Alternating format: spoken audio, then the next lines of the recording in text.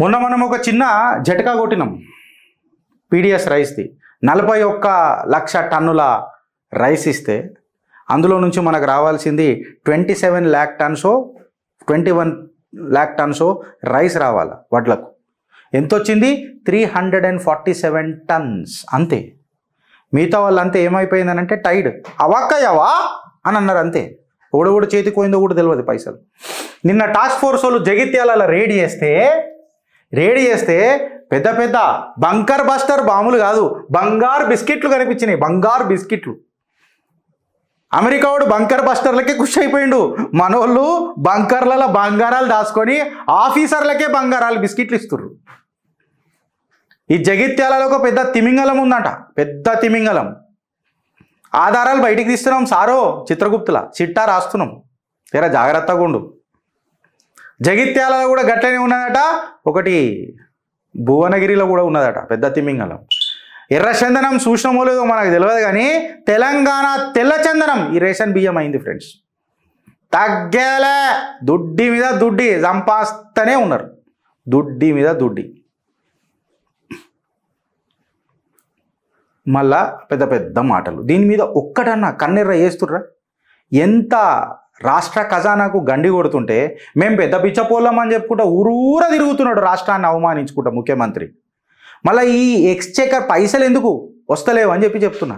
Granite mafia కిందనే సెనోరేజ్ fees, Karimnagar granite mafia మీద 750 కోట్లు రావాలా, 49 కోట్లు ప్రిసైజ్లీ. మళ్ళీ దాని మీద చర్యలు దూరం మాట, చర్చ కూడా జరగదయా. మళ్ళీ ఇక్కడ చూడరు బంగారు బిస్కెట్లు ఇస్తురట జగిత్యాల. వీడికి ఆగిపోయిందా అంటే వీడికి ఆగలే. ఎఫ్ఐఆర్ బుక్ చేసిర్రు ఏదో పేరు మట్టుకు. ఎవరి పేరు మీద బుక్ చేసిరా? పేరు కంప్లైంట్ కుతుబ్ తహసీల్దార్ road number in which accused Anjaiah A1 Manchala అంజయ్యనట. Civil supplies etcetera. నేను ఏమంటా అంటే ఇందులో పెద్ద పెద్ద తిమింగలాలు ఉన్నారు, టైమ్ అండ్ అగైన్ క్రైమ్ చేస్తున్నారు. వీళ్ళ మీద పీడీ యాక్ట్ బుక్ చేయొచ్చు కదన్నా. పీడీ యాక్ట్ ఎందుకు బుక్ కావు వీళ్ళ మీద? ధర్మబద్ధంగా ధర్మం కోసం పోరాటోళ్ళ మీద మాత్రం పీడీ యాక్ట్లు బుక్ అవుతాయి, వీళ్ళ మీద పీడీ యాక్ట్లు ఎందుకు బుక్ కావని అంటున్నా. రేషన్ బియ్యమైన అనుకోకూరి ఫ్రెండ్స్, 18,000 కోట్ల ఆస్తులు వీళ్ళు. సుమారు నార్మల్ పేపర్లలో వచ్చిన లెక్క ప్రకారం 10,000 కోట్ల స్కామ్ ఇది. Every scheme is a motivated scam. ఇంకా తెలంగాణలో కాంగ్రెస్ సర్కార్ నేతృత్వం ఉన్నదని అంటే ఆహా, ప్రతి స్కామ్ చేసేటోడికి సూడు బుల్లమా ఆట సిన్నోడిది. ప్రతి స్కామ్ కింద ఒక పాట పాడతారు వీళ్ళు కాంగ్రెస్ వాళ్ళు. ఏమోనని బంగారు బిస్కెట్ల పాట చూసినావు కదా, నీ ఇల్లు బంగారంగాను అని అనగానే అసెంబ్లీ సాక్షిగానే మీకు కోరస్లు వినిపిస్తాయి అని. నీ ఇల్లు బంగారం అయితే నా ఒళ్ళు సింధూరం ఏమంటే సింగారం అవుతుంది కదా. నా ఒళ్ళు సింగారంగాను అనగానే అని అంటారు. ఆ కుక్కలు కూడా వరుతున్నాయి. నేను పాట పాడినందుకు కాదు, కరెక్ట్ అనండి. గట్లున్నది పరిస్థితి. అంటే నేనేం చెప్తున్నా మార్కస్ అంటే, నా అంతర్గత మదన ఆవేదం మీకు అర్థమవుతుందా మార్కస్? గట్ల ఇదే అని అనుకుంటే ఇది కూడా పెద్దగానే నడుస్తుంది. వెనకడికి మేము ఈ సుల్తాన్పూర్, సైదులమ్మ బ్లాక్లు ఎక్సెట్రా అక్కడక్కడ చెప్పినాం. ఆ GPS కోఆర్డినేట్స్ లేకుండా యాక్షన్ చేసింది కాంగ్రెస్ సర్కారు. GPS కోఆర్డినేట్స్ లేకుండా. మళ్ళీ పక్క రాష్ట్రం కాంగ్రెస్లలో మాత్రం GPS కోఆర్డినేట్స్ పెట్టింది. ఈడ రేవంత్ రెడ్డి సర్కార్ నో, Revanth Reddy is the brand ambassador of Telangana. నా పేరే GPS కోఆర్డినేషన్. ముఖ్యమంత్రిగా నేను ఉన్నన్ని రోజులు GPS ఎందుకు? నా చుట్టే GPS, నేనే GPS అంటాడు ఆయన. కరెక్టే కదా రేవంత్ అన్న? మురారి, తెలంగాణ మురారేనా? ఇప్పుడు వాళ్ళ పరిస్థితి చూడుండ్రి. ఇది ఎక్కడనో ఎన్నో వచ్చింది పేపర్, ప్రజాప్రతినిధి ఏమో.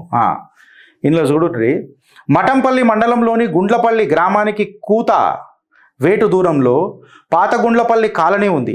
నాగార్జున సిమెంట్ ఫ్యాక్టరీకి సంబంధించిన మైనింగ్ వలన గ్రామంలోని ఇండ్లపై ఉన్న రేకులకు సిమెంట్ ఇటుకలకు పగుళ్ళు వస్తున్నాయి. అంటే ఇప్పుడు 2 మీటర్ల డెప్త్ పెట్టి బాంబు పేల్చాలనేది ఉంటుందేమో కదా ఇళ్ళల్లో, గ్రనేడ్ పెట్టి పేలుస్తారు కదా, ఆడు ఇంకా డెప్త్లో పెట్టి పేలుస్తున్నాడట. అంటే ఇంకా ఎక్కువలో వెళ్తున్నాడంటే మందు పాత్ర కూడా పెద్దగానే పెట్టాలి కదా పేలాలంటే. దానివల్ల పేలుడికి గోడలకు క్రాక్లు వస్తున్నాయట, ఇండ్లు నాశనం అవుతున్నాయట. మళ్ళీ ఎవడన్నా ప్రభుత్వ ఉద్యోగం వచ్చి పోయి మాట్లాడుతున్నాడా? ఆహా. ఎవడన్నా పోయి సర్కారు మాట్లాడుతున్నదా? ఆహా. Nagarjuna cement fertiliser cement limited కూడా వచ్చి మాట్లాడుతున్నాడు. ఆహా. పెద్దోళ్ళు అయిపోయారు సార్ వాళ్ళు ఎడికైనా వస్తారు. వాళ్ళంతా మాట్లాడితే ఇట్లా ముఖ్యమంత్రి రేంజ్లో మాట్లాడతారు. వాళ్ళు ఫోన్ చేసి రేవంత్ గారు ఇట్లా నేను చూసుకుంటాను ఏంటి అని అన్నట్టు మాట్లాడతారు. మళ్ళీ ఇది పగుల కాడికి వచ్చినాక కూడా ముఖ్యమంత్రి స్పందిస్తలేడు, ప్రభుత్వం స్పందిస్తలేదు, అధికారులు స్పందిస్తలేరు అని అంటే ఈ గంభీరమైన ఆరోపణలు సిగ్గుదప్పిన వాళ్ళు అందరు తీసుకోవాలా. అరే కట్టుకున్న ఇల్లు నాశనం అవుతున్నాయి రా భయ్. ఆడికి కాదు, అది పేలినాక ఆ పొగ వస్తుంది ఇట్లా మొత్తం దువా. అది ముందే ఏం పొగ, మామూలు పొగనా? అది బాంబులు పెట్టి వెలిచినాక బండలు గిండలు అని దానికి చర్మ వ్యాధులు వస్తున్నాయంట అక్కడ లోకల్స్కి. అదో కొత్త సర్జికల్ స్ట్రైక్ అవుతున్నట్టున్నది వాళ్ళ అక్కడ ఆ ఊర్లలో. లేకపోతే ఎందుకులే మళ్ళీ నాకు వేరే మాటలు వస్తాయి. కానీ వీళ్ళందరికీ ఏమన్నా దారి చూపిస్తాడా మా రేవంత్ అన్న? తెలంగాణకు ఖజానాకు ఏమన్నా పైసలు తెచ్చుకునే ప్రయత్నం చేస్తాడా మా రేవంత్ అన్న అనంటే చేయడు. ఎందుకంటే హీఈస్ బిజీ. మా అన్న బిజీ ఫోన్ ట్యాపింగ్, మా అన్న బిజీ ఎన్లా కాళేశ్వరం ఇట్లా చెయ్యి. ఉదయం లేడేమో, ఉదయం ఉంటే చెప్తా. అట్లా ఆయన బిజీ ఉన్నాడు. ఆయన అన్నదే మాట్లాడాలి మనం. అట్లా ఇక మీరేం ఆలోచిస్తారో ఆలోచించురు మళ్ళీ.